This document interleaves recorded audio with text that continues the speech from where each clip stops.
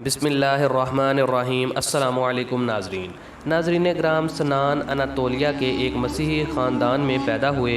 1511 میں وہ عثمانی فوج میں شامل ہوئے اور استنبول آ گئے، جہاں انہوں نے اسلام قبول کر لیا اور سنان کا نام پایا۔ 3 سال بعد تعمیرات اور انجینئرنگ کے ماہر سنان مشرق میں عثمانی سلطان سلیم اول کے پیش قدمی کرنے والے دستے میں شامل تھے اور قاہرہ پر قبضہ کرنے والے دستے کا رکن تھے۔ اس فتح کے بعد سنان کو اعلیٰ ماہر تعمیرات مقرر کر دیا گیا، انہیں پیادہ افواج کا کمانڈر مقرر کیا گیا، لیکن ذاتی خواہش پر توپ خانے میں منتقل کر دیے گئے۔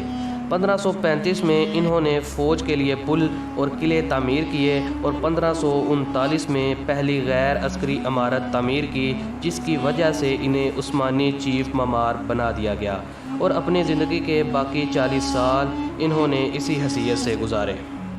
ناظرین گرام، معمار سنان کی بنائی گئی تعمیرات میں 79 مسجدیں، 34 محل، 33 حمام، 19 مقبرے، 55 سکول، 16 غریب خانے، 7 مدرسے اور 12 کارواں سرائے شامل ہیں۔ اس کے علاوہ بے شمار فوارے، نالے اور ہسپتال شامل ہیں۔ آپ کی بہترین تعمیرات میں استنبول کی سلیمانی مسجد، شہزادہ مسجد اور ایڈرین کی سلیم مسجد شامل ہیں۔ 17 جولائی 1588 کو سنان خالق حقیقی سے جا ملے۔ چند سال پہلے سلیمانی مسجد کے شہید ہونے کا خدشہ تھا۔ ماہر انجینئر اور معماروں کا ایک گروپ ان اہم نکات کی کھوج میں تھے جو مسجد کا وزن اٹھائے ہوئے تھے۔ اس گروپ کو مسجد کا ایک پوشیدہ حصہ ملا، جہاں سے انہیں ایک نوٹ ملا۔